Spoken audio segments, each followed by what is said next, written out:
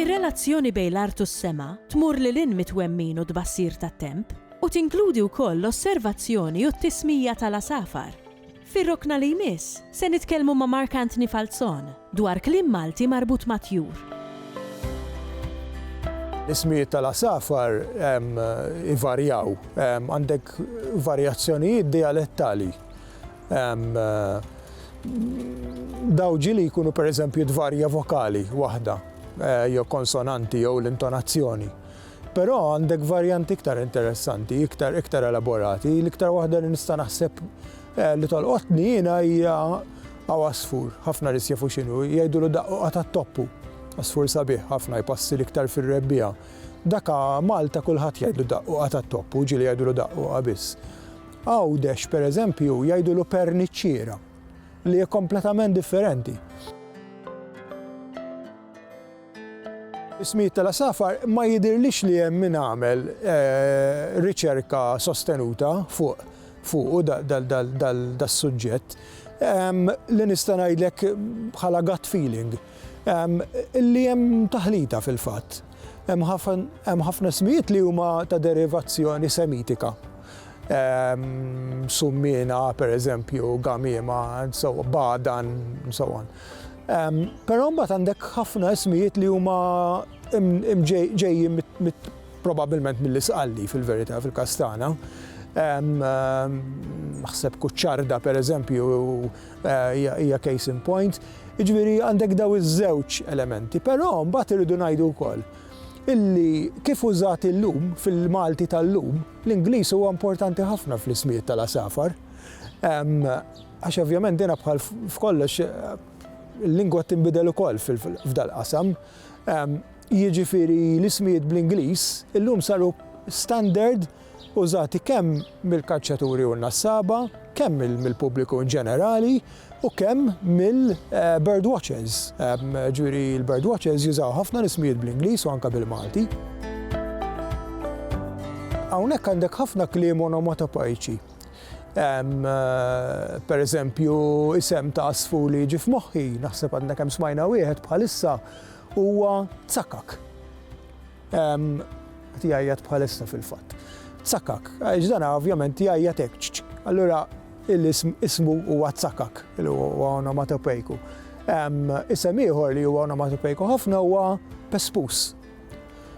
Isem ieħor li, again, għandna kemm smajna wieħed issa, huwa Buċaq, għax huwa jgħajjat hekk. Allura Buċaq. Ġifieri dak għandek ħafna. Mbagħad għandek interessanti għandek il-metafori jintużaw ħafna fil-ismijiet u anke fil-movimenti tal-asafar, fil-behavior tal-asafar.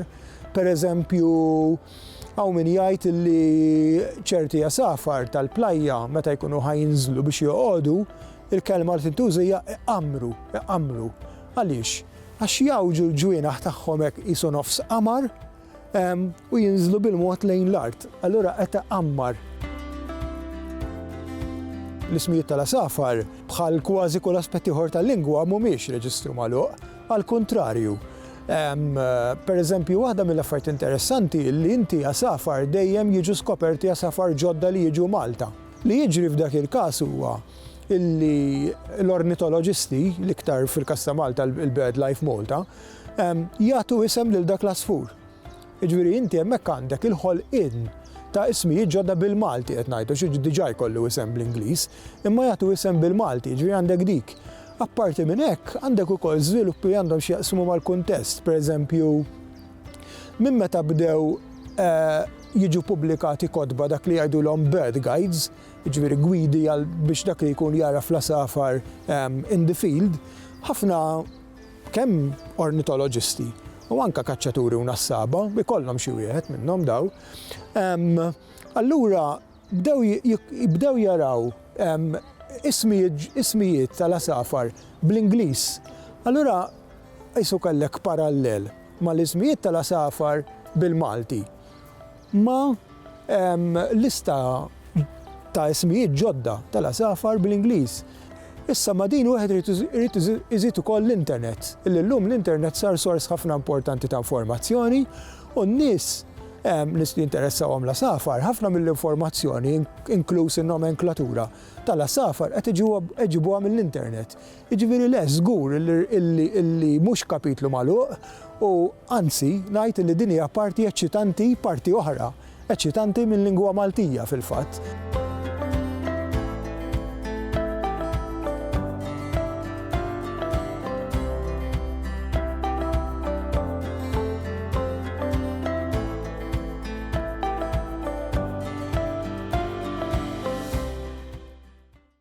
Il-Sinna jixtieq jirringrazzja lill-Aġenzija Nazzjonali tal-Litterizmu, lill-Kunsill Malti għall-Arti u l-Kultura, lill-Ministeru għall-Edukazzjoni u x-Xogħol, lill-Kunsill Nazzjonali tal-Ilsien Malti u lid-Dipartiment tal-Malti fil-Fakultà tal-Arti l-Università.